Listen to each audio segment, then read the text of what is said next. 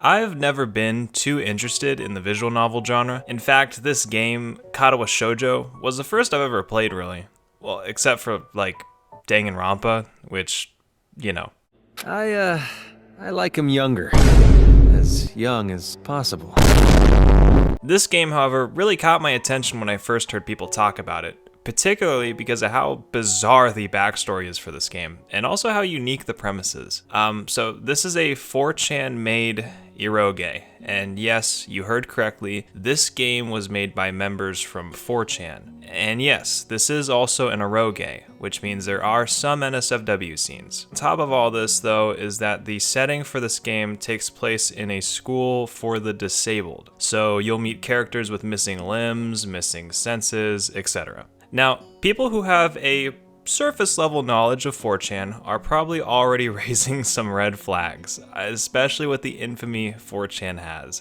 Some of it deserved, some of it not. However, I can tell you with confidence that this game is great. No game has got me to think about my life and view on the world more than this specific game, which feels like an insane thing to admit, but I can tell you that I'm not alone in saying this. With this 2012 visual novel finally making its way to Steam and itch.io, I felt the need to talk about why I like this game so much and how uniquely touching it is. If you've never played this game, please consider checking it out. It's re-releasing as of today, and it's completely free. This game is pretty long if you try to 100% it, and it can easily take you 30 hours or so. Apparently this is pretty standard for visual novels, so whatever. It'd be impossible for me to even scratch the surface of this game with this video, to be honest. However, I hope I can convince you to at least give this game a try. This video will be light with spoilers, as I will not be going into detail about any of the specific routes in this game, but I will be talking a lot about the thematics and the main character's general progression throughout the game, so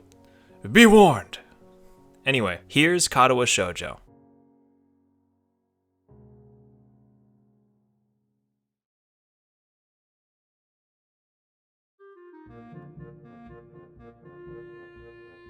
This game's development cycle and inception really deserves its own video, which actually does have its own video, but I'll give a shortened version. So back in the prehistoric era, known as the year 2000, an artist by the name of Raita would make a doujin called Shupin Harinishu, which is a parody of a 1984 animated film written by Hayao Miyazaki. At the end of the doujin, the artist would include a throwaway page with some concept art for a dating simulator. The main catch, however, was that all of the girls had some form of disability. 6 years later, this page would eventually get colored, translated, and then posted onto 4chan's anime board, otherwise known as A. This post would absolutely blow up with attention. People were posting all sorts of story concepts and art for the game. Mind you, these were all just concepts. Nothing had been set in stone yet. In 2007, some of these 4chan members actually got together to form a studio called 4 Leaf Studios, named after the 4chan logo. And from there, they would start work on Katawa Shoujo. This game was stuck in development hell for a while, but after 5 years of hard work, writing, rewriting, rewriting, and rewriting, the game would eventually get a release in January of 2012, complete with its own original artwork, animated cutscenes, and musical score. And all of this was free. The game received glowing praise from players and critics alike. This team of developers, writers, and artists had successfully put together a full-length visual novel, a game with 5 different routes and multiple different endings for each route. Which again, I want to stress how insane this is because it's all free. But what really caused this game to be so well received? Why is it that 12 years after its initial release, it still has so much relevance? Why is it that the announcement for the re-release got 15k likes on Twitter? Well, let me set the mood and give you the intro to this game.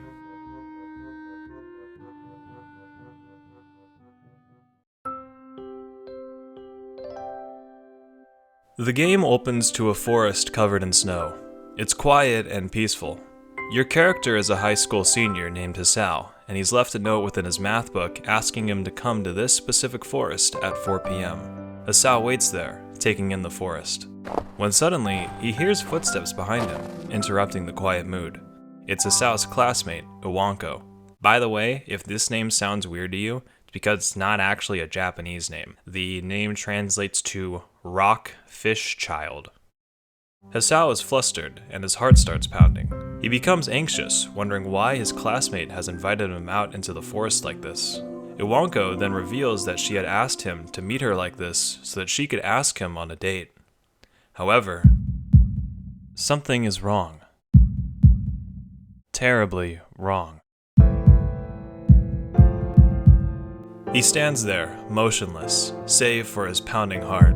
He wants to say something in reply, but his vocal cords feel like they've been stretched beyond the breaking point.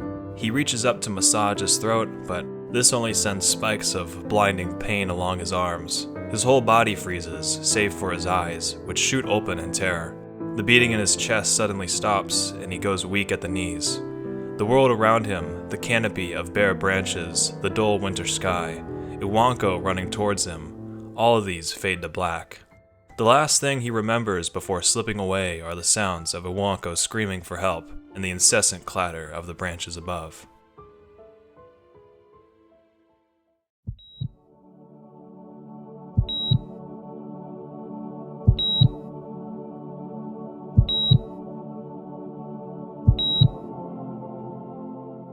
Four months pass, and we're greeted by the cold, sterile walls of a hospital room. It's learned that Hisao has a rare heart condition called arrhythmia. It causes the heart to act erratically and occasionally beat way too fast. It can easily be fatal. Apparently, Hisao has had it for a long time. It was nothing short of a miracle that he was able to go on so long without anything happening. This is a condition without any cure. Because of the late discovery of his condition, he's had to stay cooped up in the hospital to recover from his treatments. At first, he felt like he was missed. For a week, his room was full of flowers, balloons, and cards. However, the visitors soon dwindled, and the gifts stopped coming. The sympathy he had received from his classmates felt like it was turned into a class project.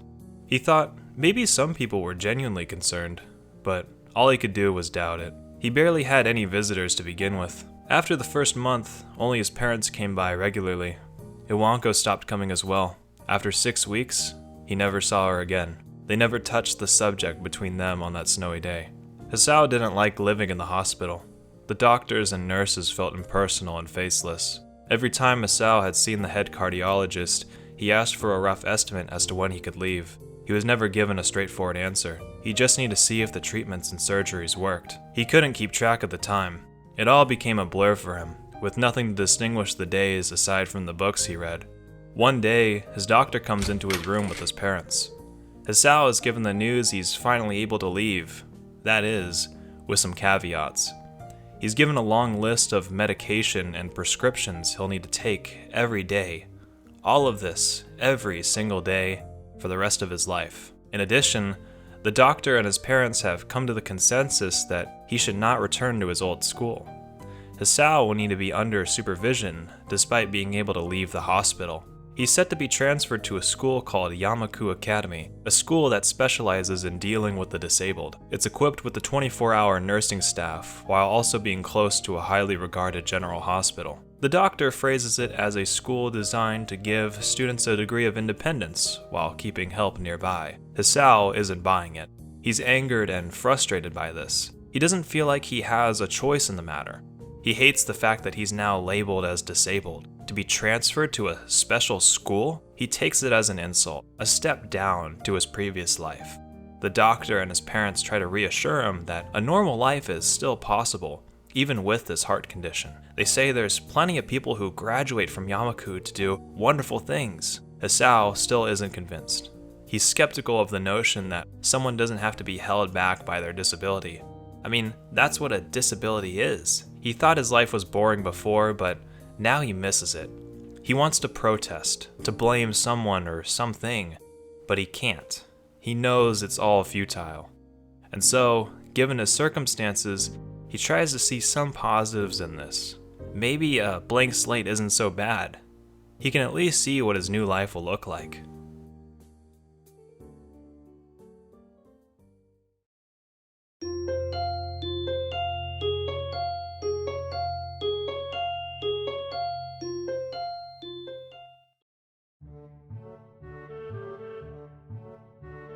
From here, you're introduced to Yamaku Academy. Now, if you're looking at this and you're thinking, this doesn't really look like a Japanese high school, you'd be correct. All of the backdrops for this game are real-life photos with a stylized filter. Some of the backdrops for this game are pictures from Japan taken by the devs, but not all of them. Most of the pictures you see of Yamaku are actually pictures of Brown University, which is located in Providence, Rhode Island. I personally love some of these backdrops. I think the real-life photos really match with the game. From here, you meet your homeroom teacher, Mudo, who looks like a depressed alcoholic, and then you get to meet the rest of your homeroom. This is where the game more or less opens up, and you get to actually start going into different branching paths based on your dialogue options. This is a dialogue map where you can see all the different options and choices. This is probably pretty standard for visual novels, but I think it's pretty cool seeing all the potential branching paths and the different scenes you can get. Again, you get 5 different routes in this game with an additional joke route. All of the routes are centered around a certain character. So there's Emmy, who's a track star with no legs, Rin, who's an artist but has no arms, Shizune, who's the student council president but is also deaf and mute, Lily, who is a really kind blind girl, and Hanako, who is a burn victim with extreme social anxiety. And then there's my favorite, Kenji. You stole these? What are you talking about, man? I've been liberating these from the oppressive feminist movement that controls the library. Anyway, I can't go to that store again since it's clearly been compromised by bitches. Some of these characters probably already stick out to you, like Emmy and Rin, whose hobbies kind of contradict their disability. This is a common theme you will find throughout the game, where a character's disability doesn't really affect who they are or what they do. Shizune, despite being mute and deaf, has no problem being the school's glorified hall monitor. Lily doesn't have any problem seeing the good in people and valuing the world around her, despite her lack of ability to see anything. Hanako is kind of the only exception to this, but I can't really elaborate without heavy spoilers. Now, with me caring for Hisao's health, my first route that I went into was Emmy's. I wanted Hisao to be exercising regularly so that he wouldn't croak over and die. However, it doesn't help that Emmy's introduction to this game starts with her almost killing you. I can't stop.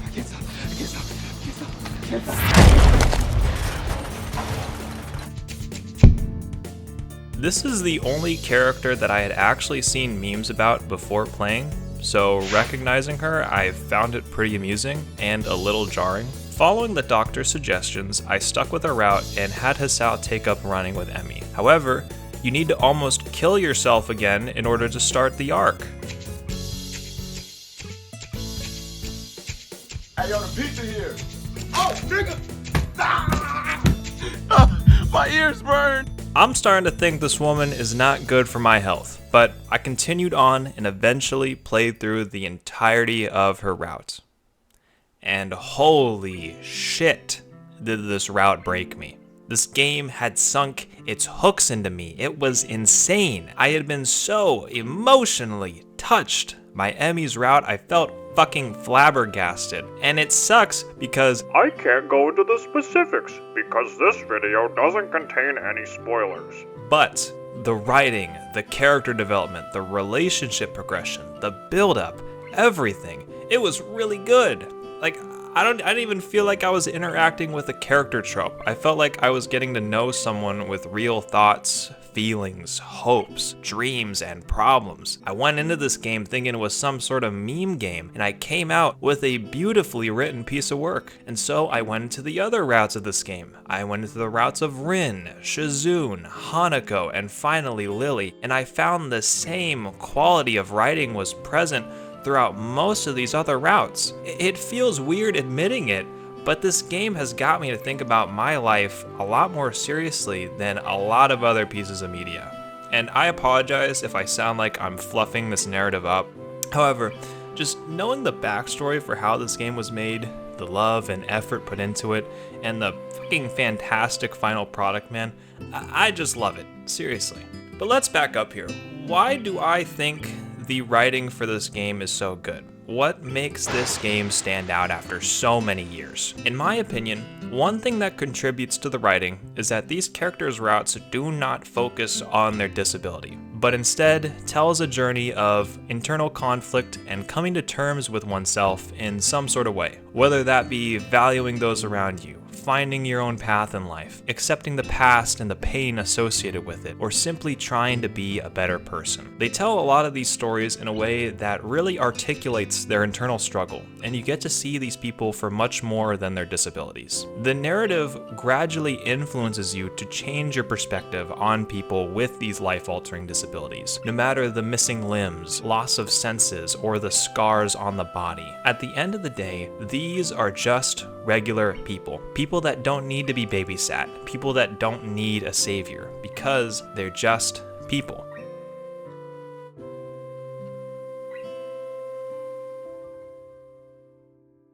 I feel like I could make a 30 or 40 minute video on each of these characters' different routes with how much I like them. The way I interpret this game is that this game's story is not about disabilities. It's about being an outsider and being perceived as one. This is a game made by outsiders, for outsiders, about outsiders. And just because you are perceived as an outsider or an outcast, it doesn't take away from who you are and what life can be for you. Even this game's development is a testament to this. A group of random people, mostly amateurs, coming together from an incredibly bizarre and divisive part of the internet to make something truly special. For me, this game's overall messaging is that you don't have to let the negative define who you are.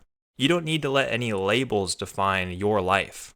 You will only let it define your life if you let it, no matter what that negative may be.